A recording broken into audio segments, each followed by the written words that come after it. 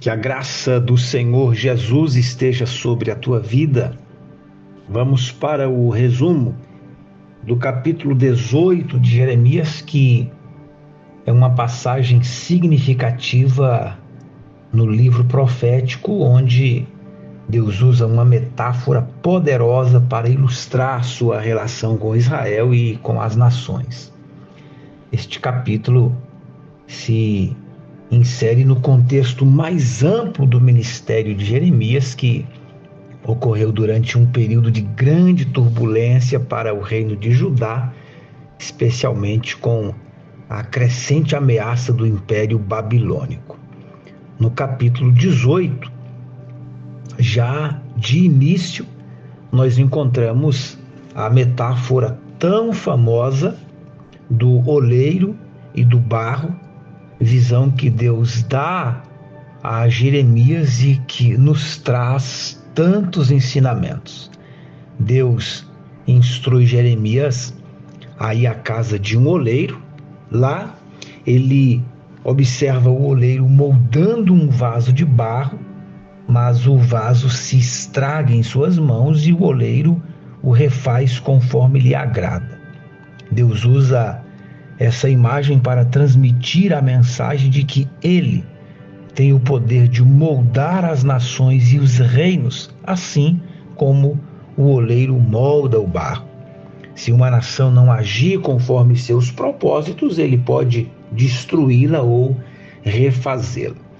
Ainda neste capítulo, nós vamos ver o chamado ao arrependimento, porque Deus, através de Jeremias, avisa ao povo de Judá que ele está moldando um desastre contra eles devido à sua desobediência e também devido à sua maldade. No entanto, ele lhes oferece uma chance de arrependimento, enfatizando que se eles se converterem de seus maus caminhos, ele, o Senhor, se arrependerá do mal que planejou contra o povo.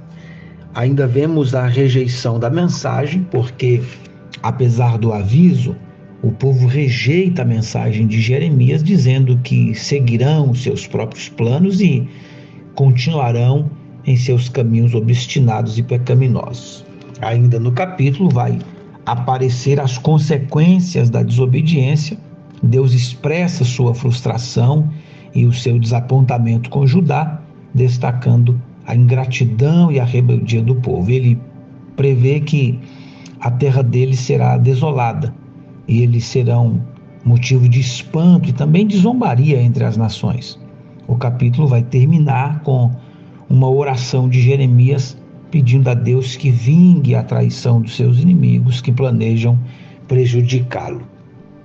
Como contexto histórico, o período do ministério de Jeremias é que Jeremias profetizou durante os reinados dos últimos 5 reis de Judá, de cerca de 626 a.C. até a destruição de Jerusalém, que aconteceu em 586 a.C. Este foi um período marcado pela decadência moral e também espiritual do povo, bem como por pressões políticas e militares crescentes, especialmente a partir da Babilônia. Ainda no contexto histórico vai aparecer a ameaça babilônica. Durante o ministério de Jeremias, o Império Babilônico estava em ascensão. Jerusalém foi repetidamente ameaçada e eventualmente conquistada pelos babilônicos. A recusa do povo em ouvir as advertências de Jeremias sobre o arrependimento resultou na destruição e também no exílio.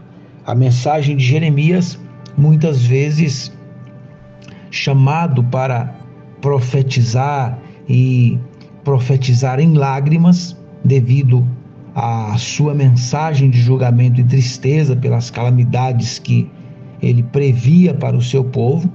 Ele enfrentou grande oposição, incluindo ameaças de morte por causa de suas mensagens impopulares, mas ele permaneceu fiel ao seu chamado para proclamar a verdade de Deus.